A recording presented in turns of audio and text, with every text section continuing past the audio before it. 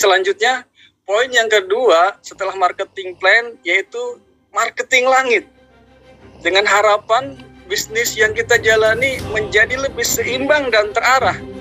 Marketing langit merupakan praktek usaha yang fokus utamanya melalui pendekatan spiritual. Di sini, pelaku bisnis lebih membiasakan atau melatih diri untuk menggunakan nilai-nilai agama dalam menjalankan bisnis. Saya akan kasih 7 rahasia bersama marketing langit. Namun tidak bisa menguraikan satu persatu karena waktu terbatas ya. Saya akan kasih poin-poinnya saja. Yang pertama yaitu berbaik sangka. Ya, saya rasa ini sangat penting sekali untuk menciptakan komunikasi yang baik. Perlu adanya etika saling berprasangka baik, komunikasi antara tim satu dengan tim yang lainnya. Yang kedua adalah bersedekah. Yang ketiga, berbakti kepada orang tua. Ini juga sangat penting.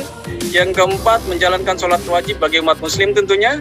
Yang kelima, tidak memutuskan tali silaturahim. Saya rasa ini juga banyak yang sudah paham ya, fadilah keutamaan silaturahim. Poin yang keenam yaitu mengamalkan ibadah-ibadah sunnah lainnya. Dan yang terakhir tentunya menghindari riba.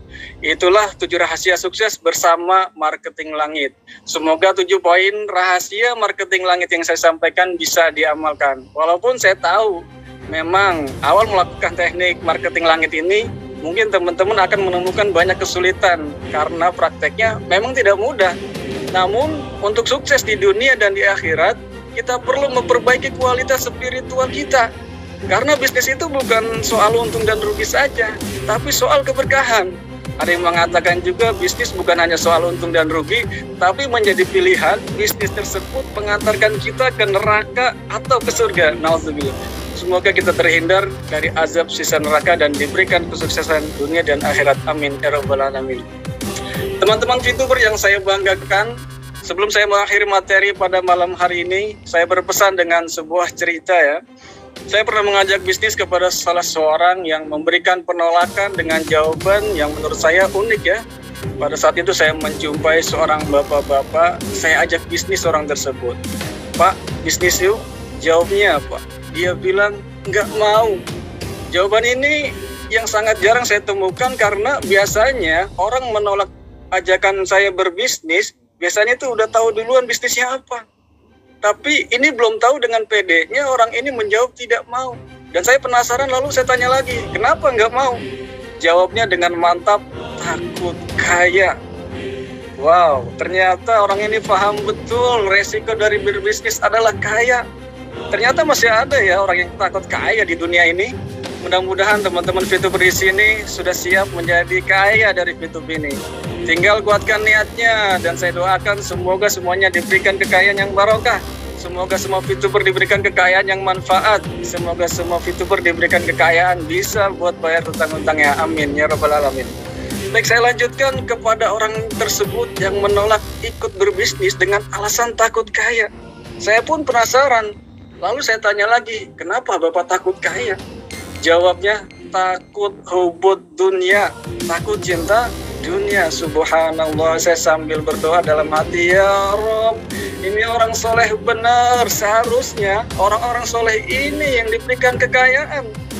Karena jika orang soleh yang diberikan kekayaan, insya Allah rahmatan lil alamin. Karena dia merasa harta yang ia miliki hanya sebuah titipan. Jika ia merasa harta itu titipan, maka dengan ringannya ia memberikan harta itu kepada orang yang membutuhkan. Masalahnya banyak orang soleh nggak mau kaya dan orang kaya jarang soleh. Ini PR buat kita semua. Saya mau ajak kepada semua, jadilah orang yang kaya yang soleh. Sebagaimana kayanya Abu Bakar Siddiq radhiyallahu anhu. Jadilah orang kaya yang soleh sebagaimana kayanya Utsman bin Affan.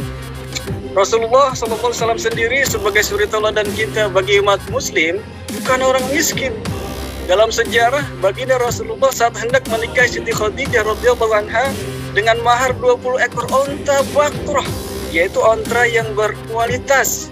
Sebagian ulama mengatakan satu onta itu harganya 50 juta. Jika dikalikan dengan 20 ekor onta sudah 1 miliar. Itu hanya untuk maharnya saja. Bagaimana dengan yang lain? Saya tidak panjang lebar tentang ini ya. Tentunya kalau sudah bicara tentang sejarah Rasulullah, semuanya sudah sangat mulia dan patut dijadikan contoh. karena beliau suri tauladan bagi kita umat muslim. Baik, kembali melanjutkan perbincangan saya dengan seorang yang menolak ajakan bisnis saya dengan alasan takut kaya, takut hubud dunia. Pertanyaan saya, apakah penyakit hubud dunia itu hanya terjadi kepada orang kaya saja? Tidak berlaku kepada orang miskin? Saya kasih contoh, ini ada orang kaya, saat itu supirnya laporan ya, drivernya laporan kepada bosnya, bos, mobil kita hilang bos. Bosnya menjawab, mobil yang mana? Mobil Innova bos. Innova yang warna apa? Warna hitam bos. Warna hitam tahun berapa? Saking banyak ini mobilnya. Tahun 2014 bos. Yang matic atau yang manual? Yang matic bos. Oh, hilang ya. Ya udah, ganti lagi. Tuh orang kaya. Mobilnya banyak, dunianya banyak, kehilangan satu, tenang-tenang aja.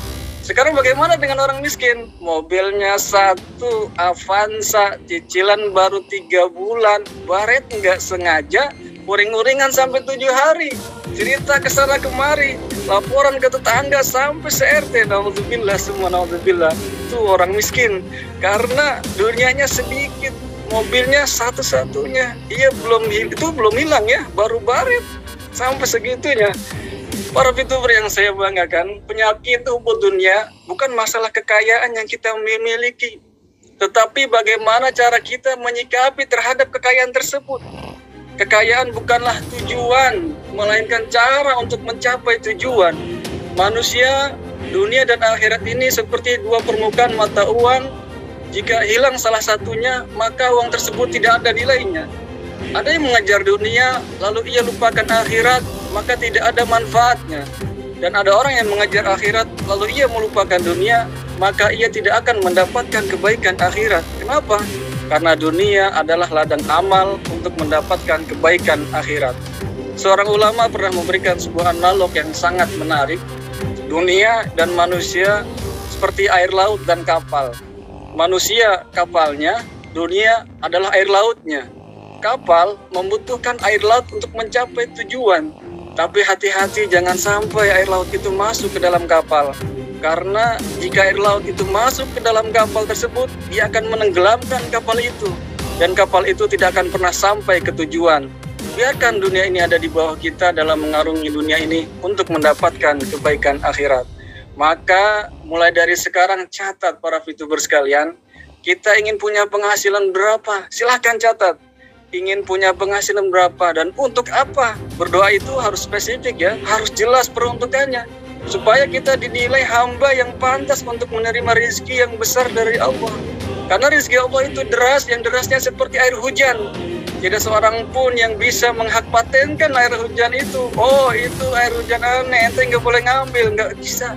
Rezeki Allah itu deras seperti derasnya air hujan. Kita bisa mendapatkan air tersebut sesuai wadah yang kita miliki, tergantung tempat yang kita punya.